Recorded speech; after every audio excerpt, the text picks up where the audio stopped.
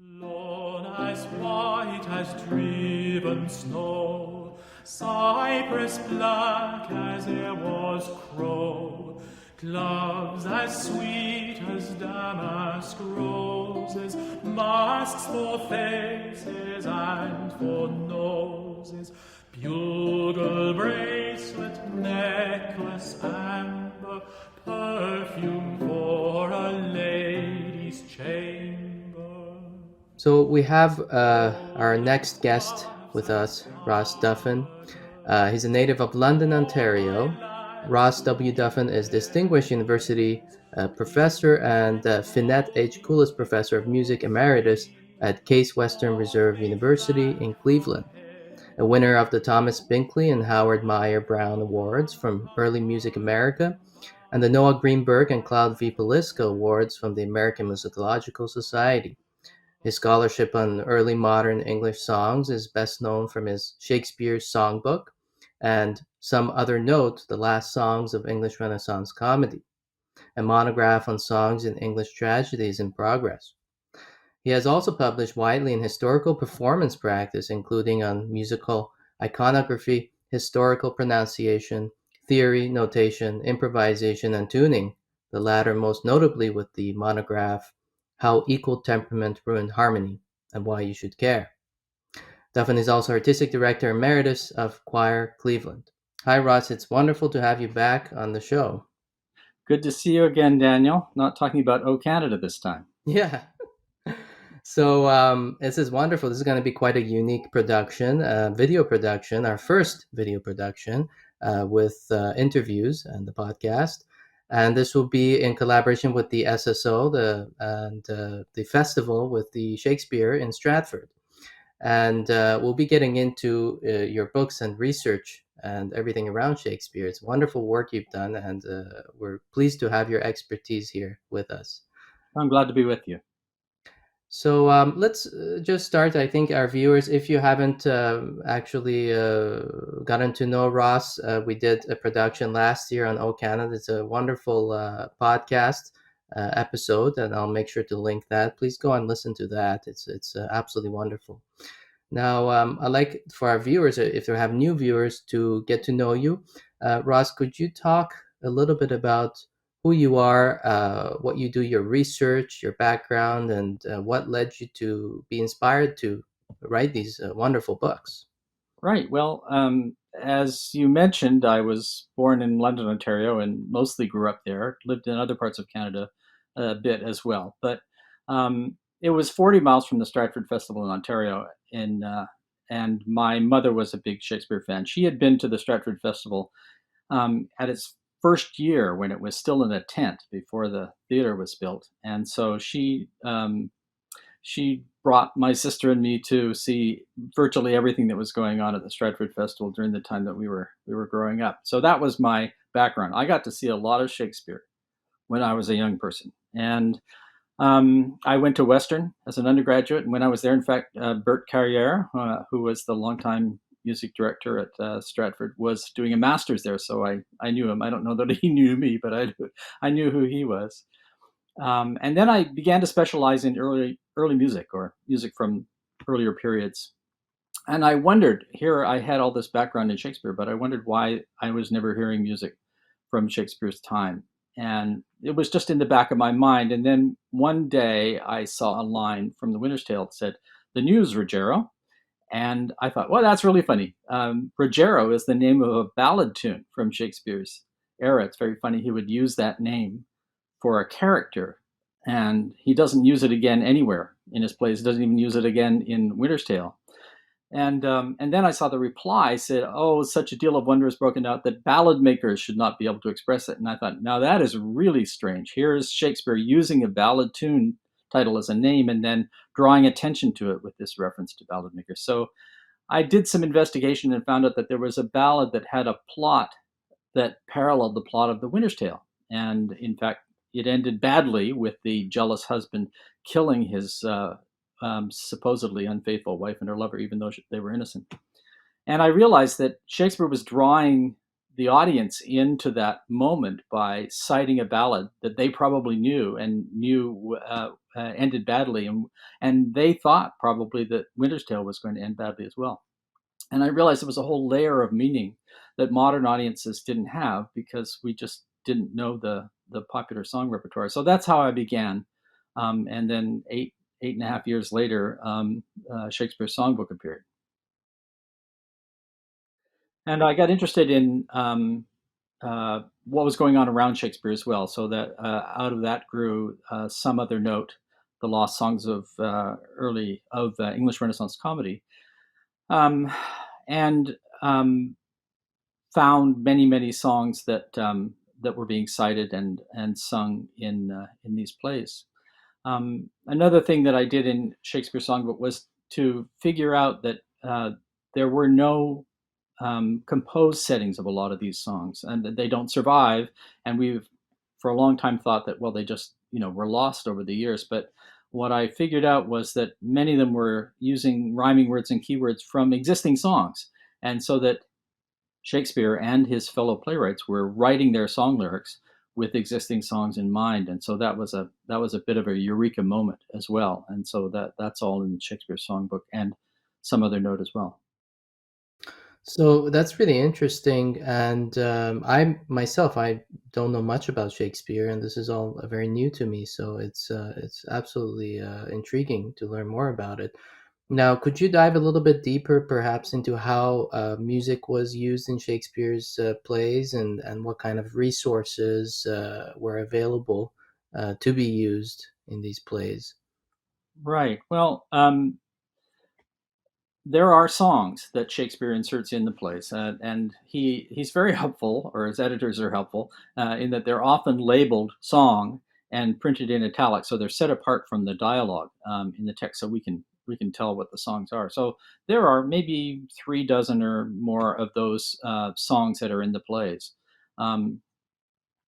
But the big difference to me of the theater from Shakespeare's time is that there was no underscoring. I remember when I was an undergraduate, I had a classmate named Stan Fisher, who is now out in Nova Scotia. He was a clarinetist, wonderful clarinetist. He got hired by the Stratford Festival to play music for, I think it was Othello. And he went to Stratford expecting to spend the summer there. And after a few performances, they told him that they wanted to record him doing his playing, and then they would just play the recording. And that way, the director could have the recording faded up and faded down and inserted wherever they wanted. And I see that as a kind of a turning point, where directors began to see that they could use music in the same way that movies and television were using music to move the audience, to tell the audience what they should be feeling, to anticipate things that are coming. But in Shakespeare's day, they didn't have that at all. There was music only when someone with the skill had the opportunity to perform on stage or just off stage. And so I think a big difference from theater today and Shakespeare's day was the idea of silence, that silence is used as a kind of actor, as a character in a way, that it's impressive in itself. And when music happens, it becomes a kind of not only a special moment, but actually a magical moment, and the audience responds to the music. I mean, imagine there's no music at all, and then all of a sudden music appears, and it has that much more effect because of that. So the performers, the actors who would have the talent of playing an instrument, would they play sort of ad lib during the performances, or were there interludes in between where the play would kind of stop and then they'll go into a musical moment and then they continue? Is it? Yeah, it's not clear. There are one or two plays where they mention instruments playing, and there's one I think of, can't remember what the title is right now, but it mentions that there's music playing, and then every few lines of dialogue it says music is still playing. And so the fact that they have to keep saying this suggests that that's a very unusual circumstance, that it didn't usually happen that music was going on during the speaking. I mean, if you can't fade it down, then music can easily cover the spoken voice. So I think music happened maybe as an interlude between scenes sometimes. If there's some kind of a dancing thing going on, then there could be music for that. There could be music for fanfare. Certainly, the most commonly cited musical instrument in Shakespeare is the trumpet. Trumpets are used for fanfares over 100 times in Shakespeare's plays, but they're not making music in the same way. It's just serving the function of a fanfare. There are also shawms, the loud double reed instrument. Shakespeare calls them hautboys, probably from the French hautbois, loud woodwind instruments. And they were the staple instruments of town bands and also the Royal Wind Band, because they were loud and could be heard in large halls and outdoors and so on. And I've made a point in one of the articles I wrote that I think there's a good case to be made for a consort of soft instruments that was a kind of a standard band for plays at this time. And it consists of two bowed string instruments, a violin or a treble viol and a bass viol, a woodwind instrument, a flute or recorder, and a wide-ranging soloistic instrument, the lute, and then two wire-strung instruments, the citern and bandora, that functioned as a kind of rhythm section, like rhythm guitar or something like that. And there are several references to those instruments being played in the theater, sometimes before the theater. Well, okay, if the instrumentalists are there and they're playing a little performance before the play starts, do they go home or do they stick around and do other things? That's it's a question. And some of those same instruments are actually bequeathed by actors. So we know that Augustine Phillips, for example, bequeaths three or four of those six instruments to his various apprentices when he dies. So I think that was a kind of if there was such a thing as a standard pit band, that would be it. Of course, they were not in a pit. That's another thing. We think, okay, well, you have the instrumentalists down front in the pit, but in fact, most of the descriptions of music making say, in the early days at least, say music within, which I think means that they were in the tiring house just behind the stage on the main stage level, perhaps hidden by a curtain. There are depictions of stages from the time that show a curtain, and so I think probably the musicians were right there, close enough to be heard by the actors, and maybe even an accompanist, a lute accompanist, could be back there or on the stage. It's funny that lute doesn't get mentioned. It's the most common accompanying instrument for song at the time, but it rarely gets mentioned as accompanying singing. It does get mentioned a couple times, I can think. In Henry VIII, there's a line, "Take thy lute, wench, sing." Okay, so that's a specific thing. And in one of the bad quartos of Hamlet, they call them bad because the text is somewhat corrupt, but it's very descriptive when it says that enter Ophelia singing to a lute, her hair down streaming, or something like that. Well, that sounds like something that somebody has actually seen on the stage, and it says that Ophelia was singing and accompanying herself on the lute. So maybe it happened more, and we just don't have the descriptions, but we do have those couple of mentions. So that sounds close to probably the actors would be actor performers, or the solo actor would be the one that has some experience with the lute, and then they have a backup band in the back, and that they would accompany that soloist, perhaps the lute or the viol, and yeah. And do you think that the composers were involved with composing, or perhaps giving a preset of tunes or directions to be improvised during? Okay, let me take the first point that you you raised there first. The actors, I believe very much that the actors were highly musical. We think of, oh, well, the actors of Shakespeare. The first folio has a page of actors of Shakespeare's plays, and include names like George Bryan and Thomas Pope. They were also sharers in the Globe Theatre when it opened in 1599, but they had been on the continent with Will Kemp and Leicester's men.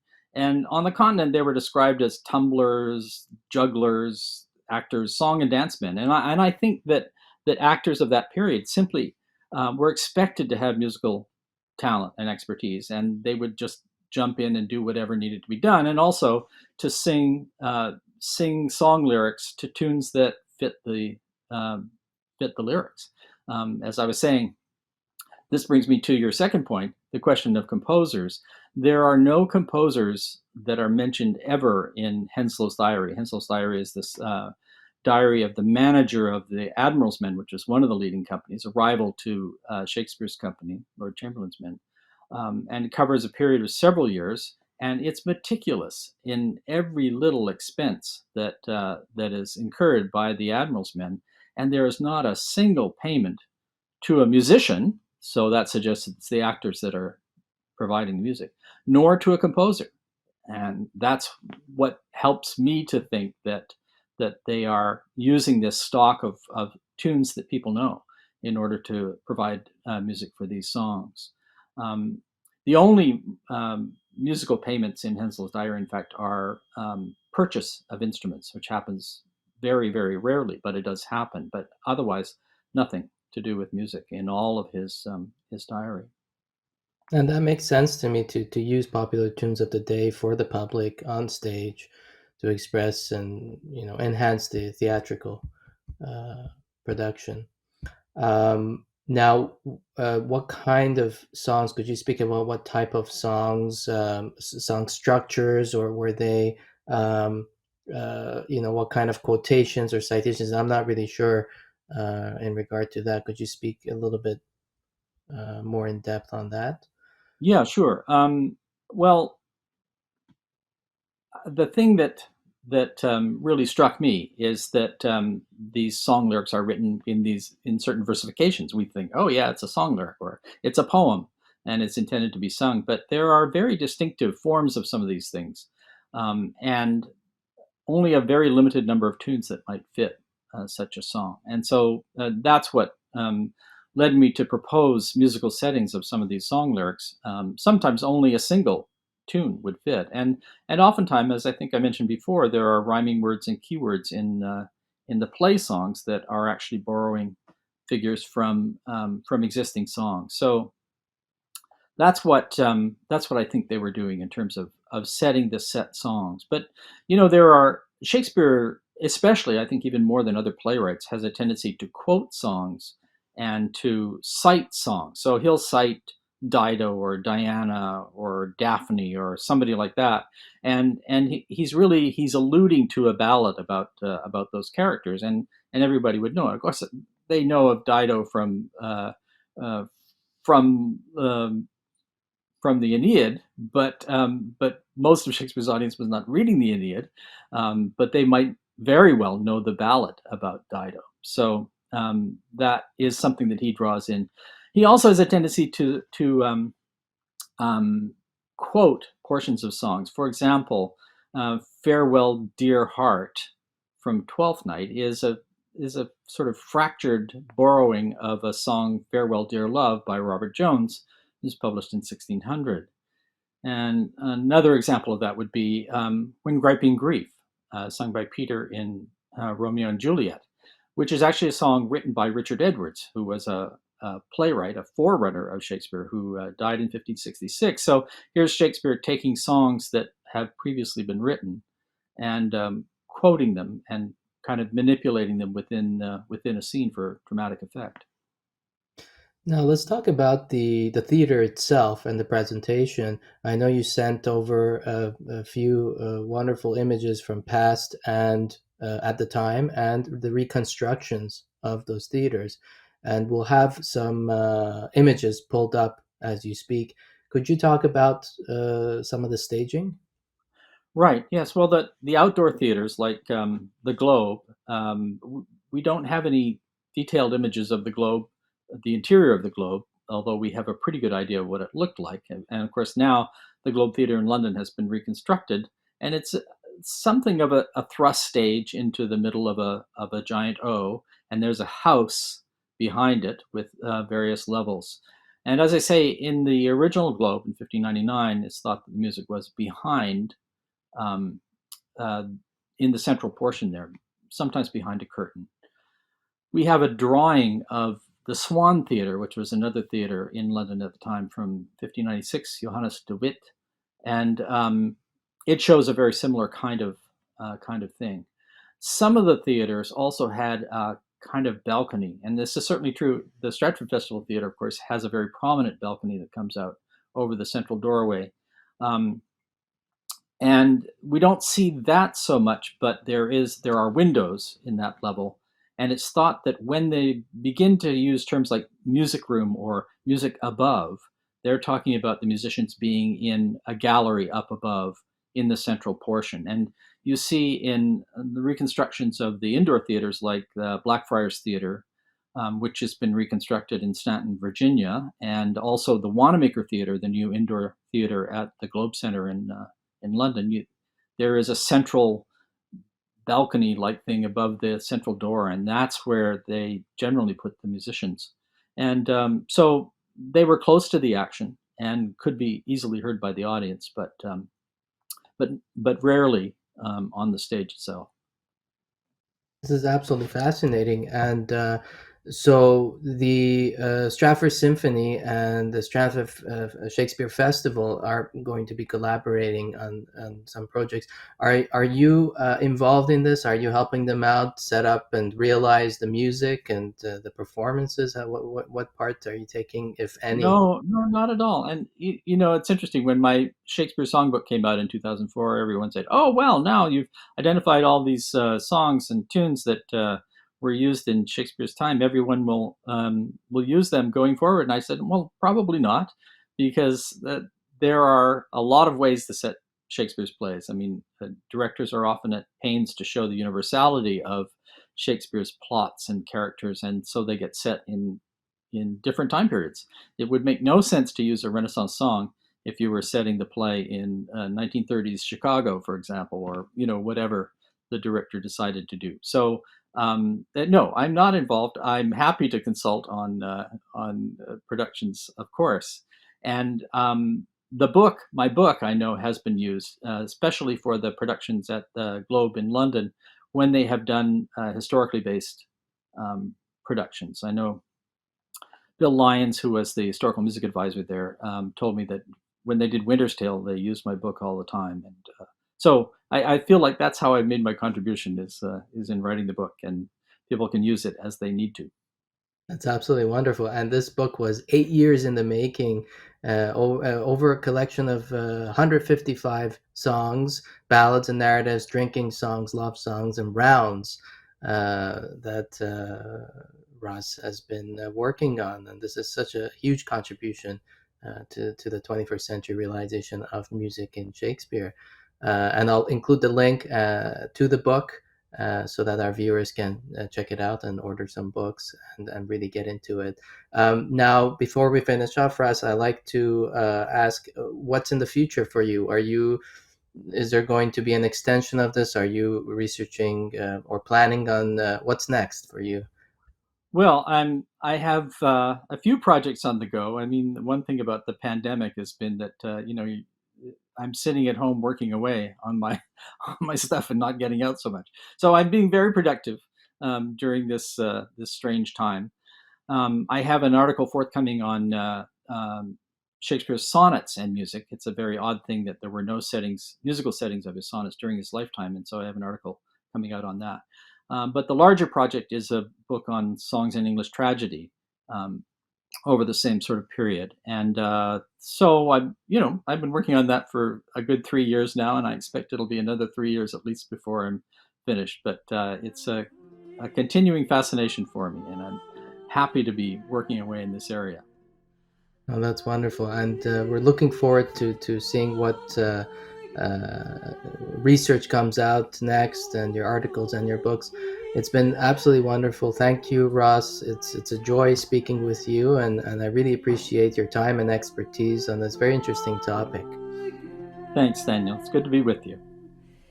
His beard was as white as snow, all flaxen was his wool. He's gone, he's gone.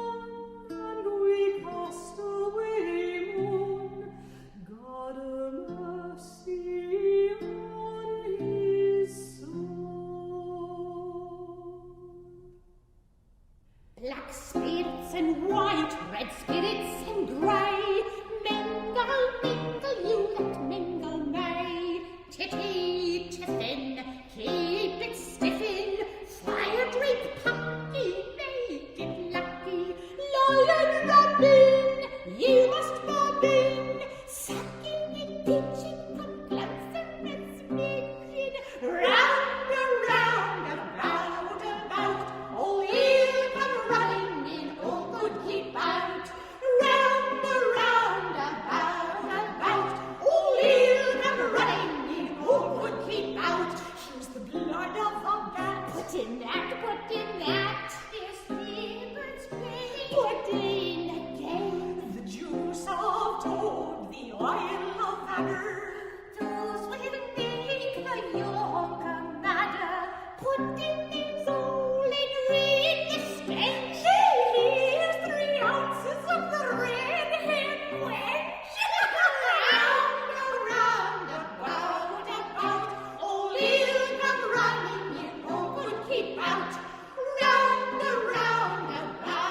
about. Oh, he'll come running in, oh, good keep out.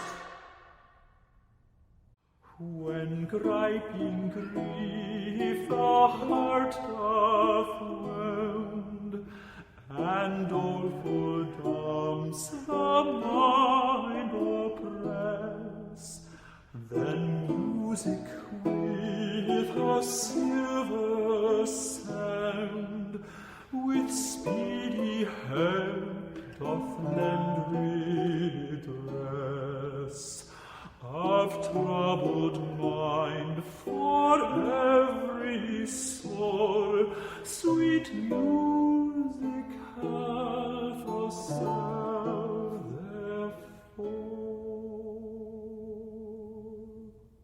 You spotted snakes with double tongue, thorny hedgehogs be not seen, newts and blind ones do no wrong.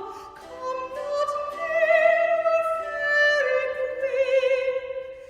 Philomel with melody, sing our sweet lullaby.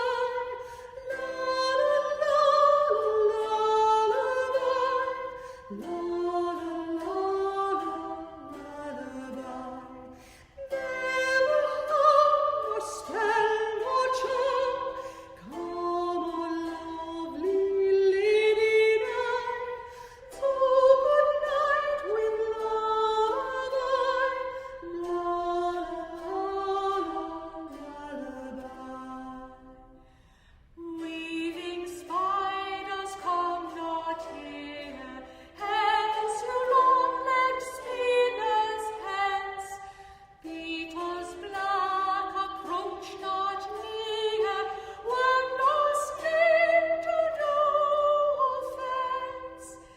Philomel with melody, singing our sweet lullaby. La la la la la lullaby. Never harm, no spell, no charm. Come, our lovely lady nigh. So good night with lullaby. La la la lullaby.